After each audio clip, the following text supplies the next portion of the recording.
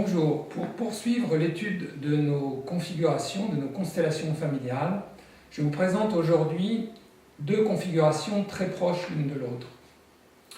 La première, c'est celle d'une famille unie, d'une famille fusionnelle, que nous avons ici, avec le fils, la fille et la mère. Et moi, je représente pour vous le père. On a donc une sorte de demi-cercle avec une famille unie où les personnes sont proches les unes des autres. Alors avec un avantage et un inconvénient, c'est qu'il y a une sensation de chaleur. On va demander à la mère ce qu'elle ressent. Je me sens bien. Mon mari, mes enfants sont là. Ça représente tout pour moi.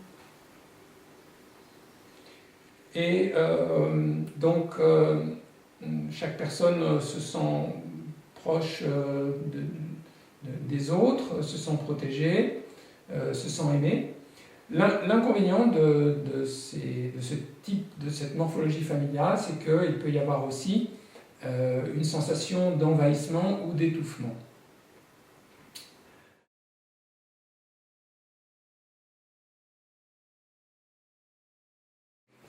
Je vous présente donc une deuxième configuration familiale qui va illustrer comment deux positionnements très proches renvoient à des thématiques très différentes. Pour ce faire, je vous présente Sophie, qui est venue faire ce travail en constellation. Donc, je suis infirmière. Actuellement, je suis avec mon compagnon. Je m'occupe du père de mon compagnon, de ses enfants également. Quand j'étais enfant, je me suis beaucoup occupée de ma maman. Et j'étais une enfant qui était très responsable, qui ne jouait pas, qui est toujours très occupée à faire attention aux autres. Et je viens pour essayer de trouver une raison à cela ou dans ma famille. D'accord. Et la raison de votre venue, c'est que dans la vie quotidienne, ce rôle de s'occuper des autres, oui, c'est devenu assez lourd. Voilà, c'est très lourd pour moi de m'occuper tout le temps des autres. D'accord. Alors, montrez-nous la façon dont vous vous percevez au sein de cette famille, le positionnement. Je placerai mon frère comme ceci, et je me placerai comme ça. D'accord. Donc on a les enfants qui sont face à la mère. Et on a une configuration là qui est aussi de type fusionnel, mais avec une différence. On va écouter pourquoi. On va demander à la mère et aux enfants ce qu'ils ressentent. Alors, la mère. Je me sens mal, je ne veux pas rester. Je veux rejoindre mon père qui est mort. Qui est mort quand vous aviez quel âge? Quand j'étais jeune, j'avais 13 ans.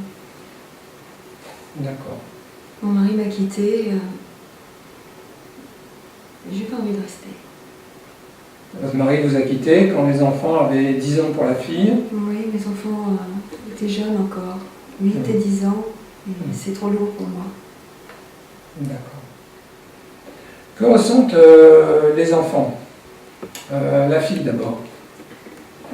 J'ai envie de dire à maman qu'elle reste, que je suis là pour elle. D'accord, vous pouvez tourner légèrement pour que la caméra vous voit. Que je suis là pour maman, que je voudrais qu'elle reste, et que j'ai envie de m'occuper d'elle. Que ressent le fils?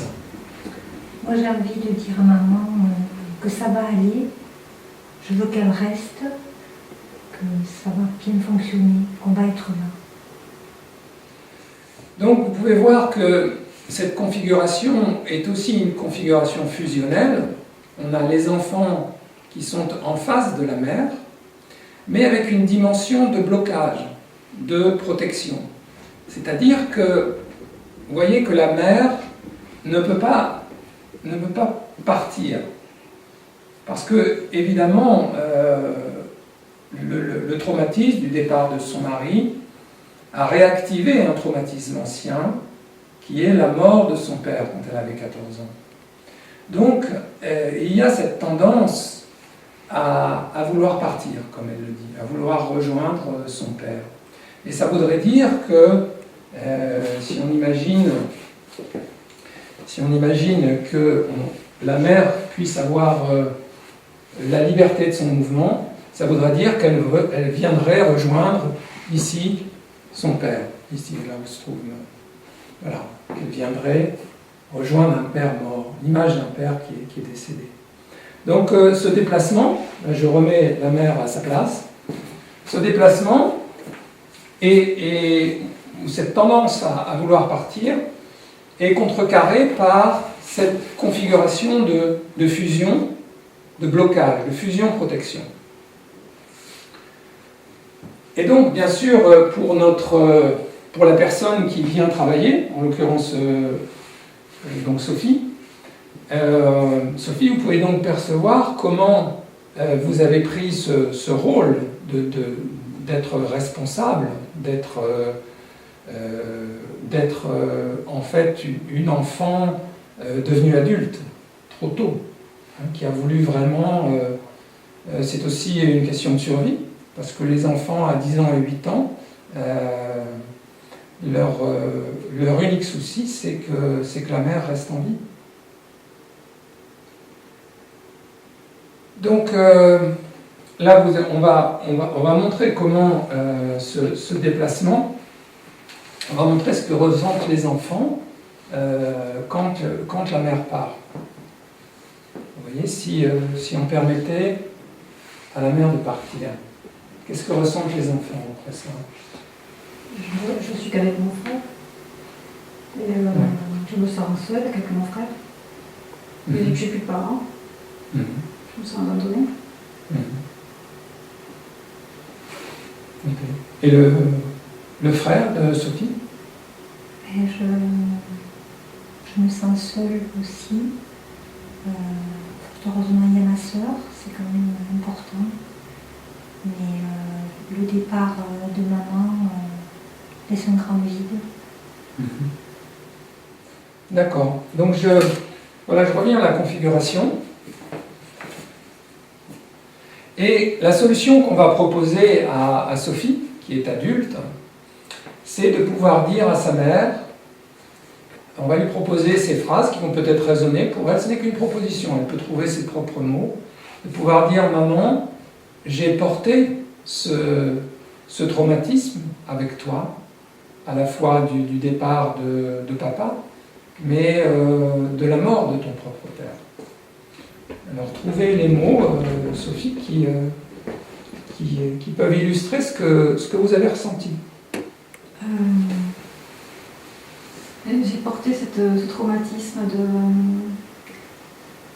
de la peur de devoir partir. Et je comprends ce que tu as vécu par rapport à ton propre père qui est mort aussi.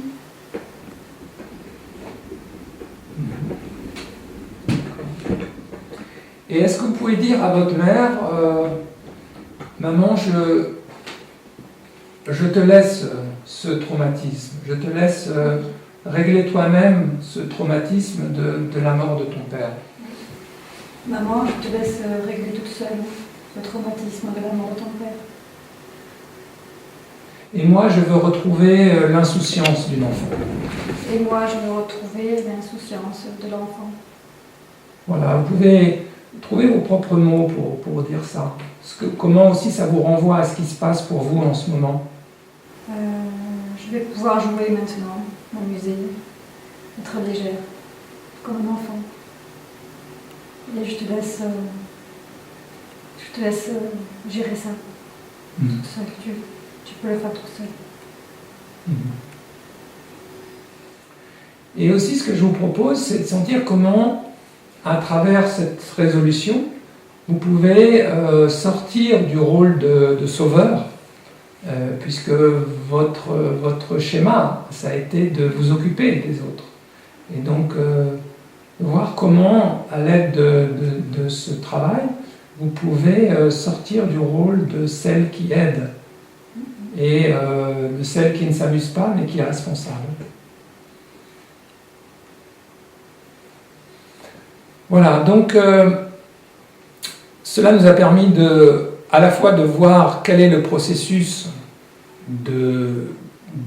d'identification d'un thème familial à l'aide d'une configuration.